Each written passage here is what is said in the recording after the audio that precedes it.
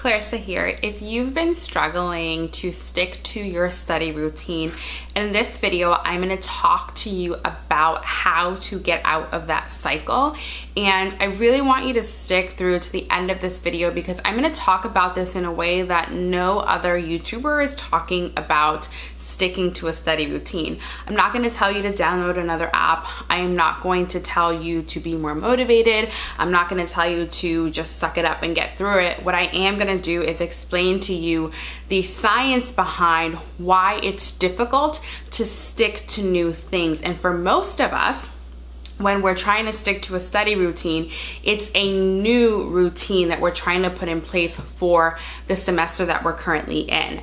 So that's what I'm going to be talking about in this video, and it's going to completely blow your mind. It is going to give you a deeper perspective than you've ever had. It's going to give you a lot of self-compassion. It's going to help you to understand why you haven't been able to stick to your study routine up until this point.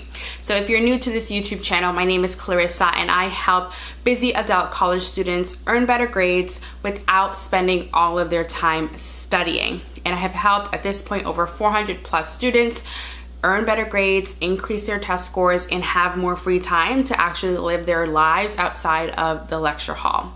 And what I'm going to describe today is called the cycle of change. The cycle of change is the process emotionally that we all go through whenever we're making a decision that we want to transform or change something in our lives.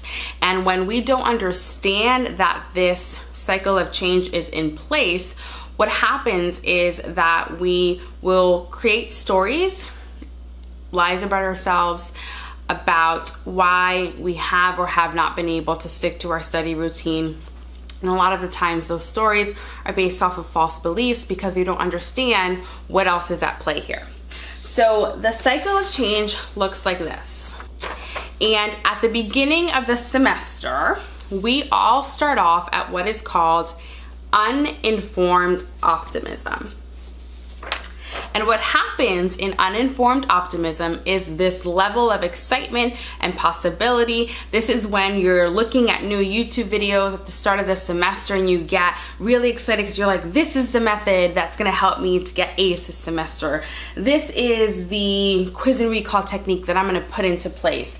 You're thinking, this is the app or the planner that's really going to help me to stay organized. And what happens here is that you have on these rose-colored glasses. You're not actually seeing the full picture. You're not seeing that there's more to the story than, oh, this color coding method is really going to help me to, get my whole life together this semester. So what happens about a month into the semester is you start moving down this emotional cycle of change to what is called informed pessimism. And what happens in informed pessimism is you become aware of, oh, there's more to this than just going out and buying a bunch of highlighters. Oh, there's more to this than just color coding my notes. Oh, there's more to this than just downloading an app. You're starting to realize that in order to do well in your classes, it's going to require time, it's going to require effort, it's going to require a period of hard work, it's going to require consistency, and you're starting to come to terms with reality, that there is no magic pill, that there is no secret sauce, that it's going to just require grit and effort. What happens for most students in this stage is that they start to tell themselves stories of why they should no longer stick to the routine. You're starting to get really bored with it. You're starting to tell yourself stories like, I'm not good enough.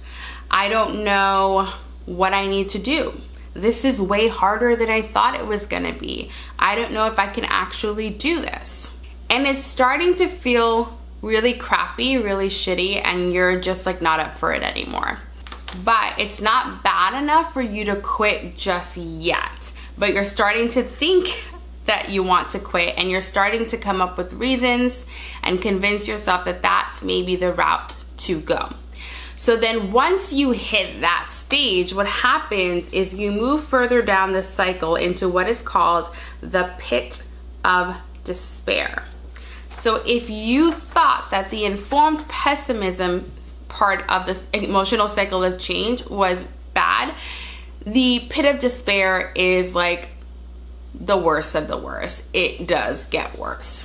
You feel stuck in this stage. You feel like this isn't worth it. You're not seeing any benefits to changing your study routine. You're not seeing any benefits to sticking to it. All you see are the downsides. And you start to tell yourself, you know what? Maybe the way that we were doing things before really wasn't that bad, because this sucks. And so what happens in the pit of despair for most students is that they do one of two things. They either quit because they're like, screw this is too hard, don't feel like going through this discomfort, but then they find themselves back in the uninformed optimism stage, because when they quit, they go out and they try to look for another study routine because they think that the study routine is the problem. That's not what the problem is. The problem is that you're trying to avoid the discomfort that comes with the pit of despair. And it's unavoidable. No matter what study routine you pick, whenever you're starting something new and you're trying to make a change, you're gonna go through the pit of despair.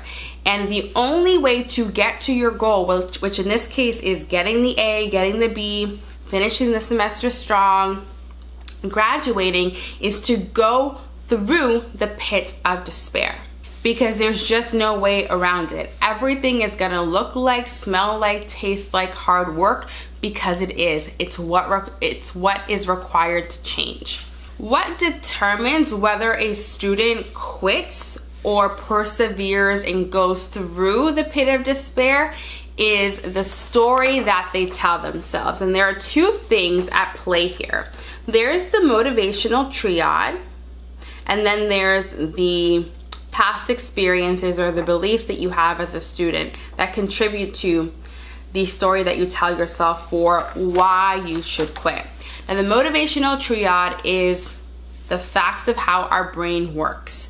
Our brain is always looking to seek out pleasure, avoid pain, and exert as little effort as possible. So while you're trying to create change, it requires effort and hard work, and it's uncomfortable. Your brain at the same time is working against you because it's trying to tell you, listen, if you keep going down this route of doing things that are uncomfortable, if you keep going down this route of doing things that require us to expend a lot of energy, you're going to kill us. So I think that you should go back to doing things that were easy, to doing things that were fun, because we at least know that the way that you were doing things before kept us alive. I don't know if we're going to survive this. So you have that mechanism working in the background, and then you also have your past experiences and what you're making this discomfort mean. Most students make anything that requires hard work or that they don't get on the first try mean that they're not meant to do it, that they're not smart enough, that they're not capable, that they should quit. That's not the case. Hard doesn't need to be made personal. Often things are hard because you don't have the skill yet. It doesn't mean that you won't be able to learn it. It doesn't mean that at one point it won't be easier. It just means that right now, as you're learning this new skill, it's supposed to feel hard. It's supposed to feel like work. It's supposed to feel like effort. It's supposed to feel the way it's supposed to feel. And most students don't understand that. They think that because it's hard, because they're not getting it right away, because it's requiring time and effort, that something has gone wrong. Nothing has gone wrong. And when you understand that this is the way that change feels, you're more likely to push through that pit of despair and find yourself in what is called informed optimism. So informed optimism is when we're on the up and up. What happens in informed optimism is that you understand that in order to reach your goal, there's going to be an upside and there's going to be a downside, and you know that that's just the expectation. You understand what it's going to take for you to reach your goal and you plan for it. You've been doing it for long enough, a month plus, where now the note-taking isn't as hard. Now you're used to the time. Now you're used to the effort. You're getting better at it. You're being more efficient and effective with the process. You're starting to reap the benefits of your hard work. You're getting better grades. It's taking you less time to get through your reading assignments. You're getting better marks on your papers. You're getting comfortable talking to your professor and going to office hours. And things are starting to feel like they're settling in. You're starting to see that there's more benefits than there are downsides to continuing to stick to the study routine and make this change, even though it does feel a little bit hard.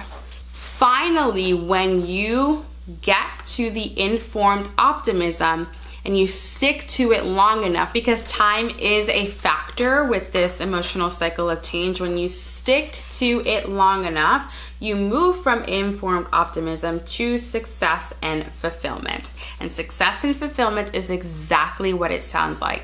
This is when you've done things long enough, you've consistently stuck to it, you've made necessary tweaks and changes if they needed to be made along the way, and you reap the benefits of the hard work, the time, and the effort that you put in. You reap the benefits of having gone through the pit of despair and made it to the other side. Having hit success and fulfillment, this is how you begin to build self-trust as a student. When you can show to your brain and to yourself that you can do hard things, the next time you have to create a new change in your life, now you have the evidence that you've done it before, that you've done hard things before, and that you've successfully completed them at the end of it. So the reason why I really wanted to make this video is because I find so many students beat themselves up just because they're not good at things at the very start of it. They beat themselves up because a month into the semester, they're not motivated anymore, they're tired, they're exhausted, they're burnt out, and they make it mean that there's something wrong with them. They make it mean that they should drop out this semester. They make it mean that there's no chance in hell that they're ever going to be able to succeed, and that's not the case. When you understand the emotional cycle of change, when you understand that this is a normal process that happens for every person, no matter what change they're trying to make, what transformation they're trying to make, then you don't make it about you and you just make it what it is. It's the process. This is what happens. This is what I'm going to experience. This is the part where things feel hard. This is the part where I'm gonna want to quit. This is the part where I need to make a decision on whether or not I want to push through the pit of despair, or if I'm gonna make the mistake of quitting and then finding myself back at uninformed optimism, and then I'm gonna have to hit the pit of despair anyway with whatever thing it is that I choose. There's no way to avoid it. You just have to understand that this is normal, that nothing has gone wrong if it feels hard, that that's what change feels like, looks like, and is experienced like. So now that you know the system in which you're working in, you can hack that system. And I don't have time to go into it in this video, but I do have a free workshop where I talk in detail about how to make these changes, how to persevere through the pit of despair and see success as a student, earn better grades without spending all of your time studying. And the free workshop is called How to Earn A's all semester long without cramming every single weekend. And if you want to sign up for that workshop, the link is down in the description box.